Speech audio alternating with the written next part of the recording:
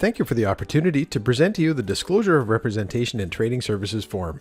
At RE/MAX Saber Realty Group, we believe consumers should have as much information as possible in order to understand their relationship with their realtor and the responsibilities and duties that they are owed. As such, before providing trading services, we want to take this opportunity to review with you the Disclosure of Representation in Trading Services form, so that you have all the information necessary to make an informed decision on the type of representation you are seeking. The Disclosure of Representation in Trading Services form you have received contains two key sections. The first is to know your options as a real estate consumer. The purpose of this first section is to describe the differences between being represented or unrepresented in a real estate transaction. The benefits of representation. This section covers 4 key points that consumers need to know before entering into a real estate transaction. First, the benefits of working with a realtor, which includes expert advice, protection, and oversight. Second, an overview of what representation means. For example, as a client, you as the consumer has engaged a realtor to provide services on your behalf. Your realtor will owe you special legal fiduciary duties, including undivided loyalty, avoiding conflicts of interest, disclosing material information, and protecting your confidentiality. Third, an overview of what being unrepresented means. An unrepresented consumer will have no agency relationship with the licensee, which means your realtor is not working on your behalf in the transaction. Your realtor may still provide some limited trading services, which include providing general market information and standard forms, helping people to correctly fill out paperwork, and presenting offers and counteroffers. But they cannot provide unrepresented parties with any advice. If you choose not to have a real estate professional represent you, you are considered to be an unrepresented party. You are not entitled to the special legal duties a client receives. No loyalty.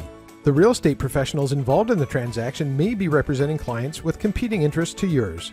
They must be loyal to their clients and not to you. No duty to avoid conflicts. No real estate professional is acting in your interests. No full disclosure. The real estate professionals involved in the transaction do not have a duty to disclose all relevant information to you.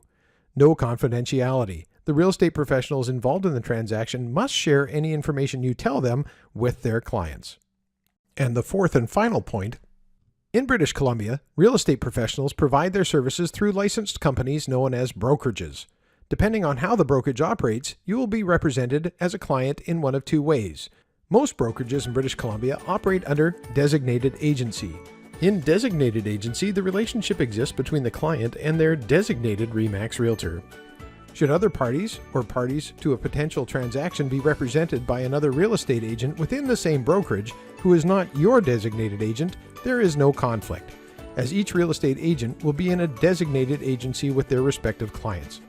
Only your designated agent owes the fundamental agency duties to you as a client.